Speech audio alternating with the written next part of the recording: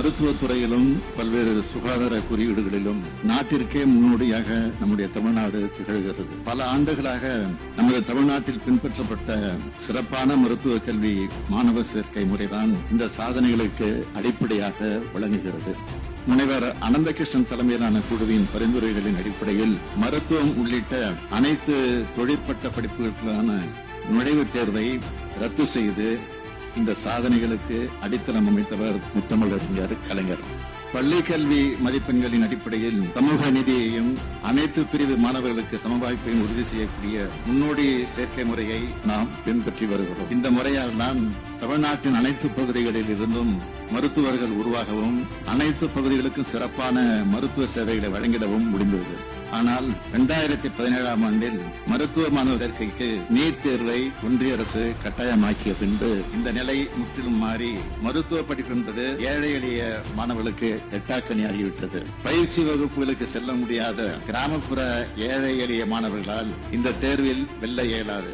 அது மட்டுமல்ல, கிராமப்புற பகுதிகளிலும் பின்தங்கிய பகுதிகளிலும் வழங்கப்படும் மருத்துவ சேவைகளையும் எதிர்காலத்தில் இந்த முறை பாதிக்கும். இவற்றையெல்லாம் கருத்தில் கொண்டுதான் நீட் நுழைவுத் தேர்வு அறிமுகப்படுத்தப்பட்ட காலத்திலிருந்து அதனை அரசியல் ரீதியாகவும் சட்ட ரீதியாகவும் தொடர்ந்து எதிர்த்து வருகிறோம். நீட் தேர்வு விவகாரத்தில் தமிழ்நாட்டு மக்கள், அரசியல் கட்சிகள், சமூக சிந்தனையாளர்கள் அனைவரிடமும் அசைக்க முடியாத கருத்தொற்றுமை நிலவி வருகிறது. இதன் அடிப்படையில் ஓய்வு பெற்ற நீதியரசர் திரு A.K. ராஜன் அவர்கள் தலைமையில் அமைக்கப்பட்ட உயர்நிலைக் குழுவின் பரிந்துரையின் அடிப்படையில் இந்த சட்டப்பேரவையில் 13/9/2021 அன்று தமிழ்நாடு மருத்துவ பட்ட படிப்புகளுக்கான சேர்க்கை சட்டம் 2021 என்ற சட்ட முன்வடிவு ஒருமனதாக நிறைவேற்றப்பட்டது. ஆனால் நீண்ட சட்ட போராட்டத்திற்கு பிறகு மாண்புமிகு ஆளுநரால் அதற்கான ஒப்புதல் வழங்கப்படாமல் மறுபரிசீலனை செய்திட திருப்பி அனுப்பப்பட்டது. இந்நிலையில் என் தலைமையில் 5/2/2022 அன்று அனைத்து கட்சி கூட்டம் நடத்தப்பட்டு இந்த சட்ட முன்வடிவினை மீண்டும் தமிழ்நாடு சட்டமன்ற பேரவையில் அறிமுகப்படுத்துவது தொடர்பான தீர்மானம் ஒருமனதாக நிறைவேற்றப்பட்டு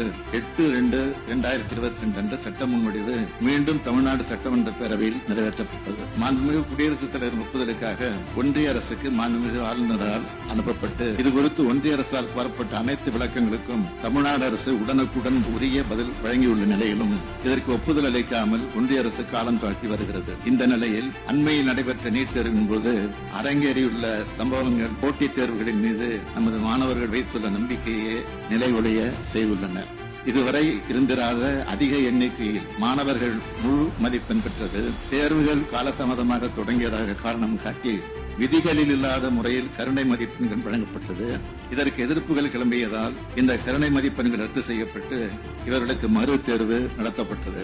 பல்வேறு தேர்வு மையங்களில் தேர்வுக்கு முன்னரே வினாத்தால் வெளியானதாக தகவல்கள். தேர்வு மையத்தில் தேர்வு கண்காணிப்பாளரே விடைத்தாள்களை நிரப்பிய ஊழல் என குவிந்துள்ள பல்வேறு குற்றச்சாட்டுகள். பல ஆண்டு காலம் உழைத்து பெரும் செலவழித்து இந்த போட்டித் தேர்வுக்கு தயாரான மாணவர்களையும் அவர்களின் குடும்பங்களையும் அதிர்ச்சியில் ஆழ்த்தியுள்ளன. இந்த குற்றச்சாட்டுகளை முற்றிலுமாக மறுத்து தவறே நடைபெறவில்லை என்று கூறிய ஒன்றிய அரசு பின்பு மாண்புமை உச்சநீதிமன்றத்தில் புட்டு வாங்கிய பின்னரே இந்த தேர்வை நடத்தும் NDA அமைப்பின் தலைவரே மாற்றியுள்ளது. தேர்வு முறைகேடுகள் குறித்து எழுப்பப்பட்டுள்ள குற்றச்சாட்டுகள் குறித்து CBI விசாரணைக்கு ஆணையிட்டுள்ளது. முதுநிலை மருத்துவ படிப்புகளுக்கான நுழைவுத் தேர்வும் ரத்து செய்யப்பட்டுள்ளது. பல ஆண்டு காலமாக நீட் தேர்வுக்கு எதிராக தமிழ்நாடும் தமிழ்நாட்டு மக்களும் தனியே போர் தொடுத்து வந்த நிலையில் நீட் தேர்வின் உண்மையான பலன்களை உணர்ந்து பல்வேறு மாநிலங்களிலும் இதற்கு எதிரான எதிர்ப்பு கிளம்பி வருகிறது. தமிழ்நாட்டின் குரல் இன்று இந்தியாவின் குரலாக நாடு முழுவதும் எதிரொலிப்பதை அண்மை நிகழ்வுகள் காட்டுகின்றன.